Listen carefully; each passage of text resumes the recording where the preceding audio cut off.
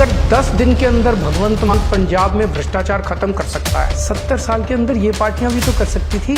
BJP के लिए Kashmir files important हो सकती है, मेरे लिए कश्मीरी पंडित इंपॉर्टेंट। तो बीजेपी मेरे से नहीं डरती, बीजेपी जनता से डरती है। इनकम टैक्स कमिश्नर की नौकरी छोड़ के अगर कोई आदमी दिल्ली की झुग्गियों में जा सकता है, अंदर कुछ आग तो है ना, देश के लिए कुछ तो सुलग रहा है अंदर।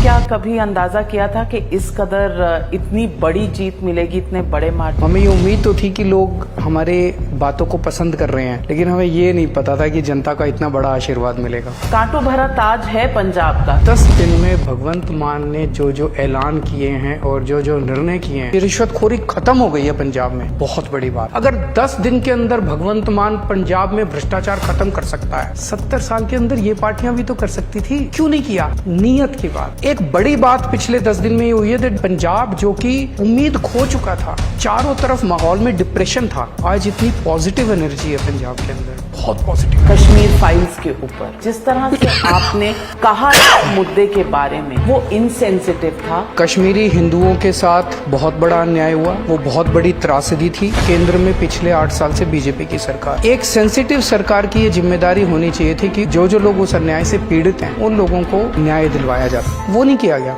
8 साल केंद्र में सरकार चलाने के बाद वो एक फिल्म का प्रमोशन कर रहे हैं बीजेपी वाले। कश्मीर से जब पलायन हुआ, उनमें से 233 लोग दिल्ली सरकार में कॉन्ट्रैक्ट टीचर बन गए। तब से लेके आज तक दिल्ली में बीजेपी की भी सरकार आई, दिल्ली में कांग्रेस की भी सरकार आई, उन्होंने उनके लिए कुछ नहीं किया। हमारी जब सरकार आई, मैंने उन 233 टीचर्स को पक्का किया, पुराना सारा उनका ड्यूज 1993 से उनको पक्का किया, रेट्रोस्पेक्टिव इफेक्ट से। हमने उनके ऊपर पिक्चर नहीं बनाई, हमने उनके साथ खड़े होके उनके लिए हमने काम किया। बीजेपी के लिए कश्मीर फाइल्स इंपॉर्टेंट हो सकती है, मेरे लिए कश्मीरी पंडित इंपॉर्टेंट। आज अगर मैं केंद्र सरकार में होता, मैं पिक्चर नहीं बनाता उनके ऊपर, उन सबका हाथ पकड़ के उनको कश्मीर ले जाके वहीं बसाता जहां से उनको विस्थापित किया गया। लोग कहते हैं कि अरविंद केजरीवाल को एमसीडी बिल पर बहुत गुस्सा है। 5 साल के बाद अभी चुनाव होने थे दिल्ली में एमसीडी के। बीजेपी के हिसाब से भी अब उनके सर्वे में कंप्लीट वाइप आउट हो रही थी बीजेपी, तो बीजेपी ने तय किया कि चुनाव ही नहीं कराएंगे। उसके लिए बिल लाया गया, ये गलत है। अच्छा, इस बिल में क्या लिखा है? इस बिल में एक ही चीज लिखी है बस, मोटे मोटे तौर पे 272 वार्ड को घटा के 250 कर दिया जाएगा।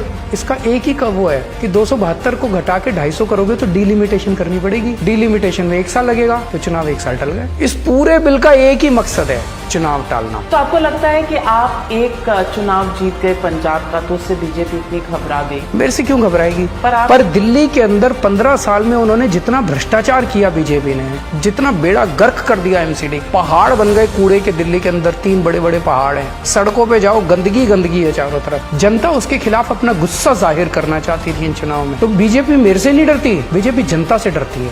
आम आदमी पार्टी का बेस्ट पार्टनर कौन हो सकता है? इस देश का आम आदमी हमारा सबसे बड़ा पार्टनर है। हमें गवर्नेंस को जन आंदोलन बनाना है। इस देश के राष्ट्र निर्माण जो 75 साल हमने खराब किए, तभी हम ठीक कर सकते हैं जब सारा देश एक साथ है। अरविंद केजरीवाल हिंदू है कि सेक्युलर? अरविंद केजरीवाल भारतीय है। Arvind Kejriwal would like to remain as an ordinary person who would like to dedicate his life for the cause of this country. मेरे लिए देश बहुत इंपॉर्टेंट है। आप खुद सोचो, इनकम टैक्स कमिश्नर की नौकरी छोड़ के अगर कोई आदमी दिल्ली की झुग्गियों में जा सकता है, तो कुछ ना अंदर कुछ आग तो है ना, देश के लिए कुछ तो सुलग रहा है अंदर।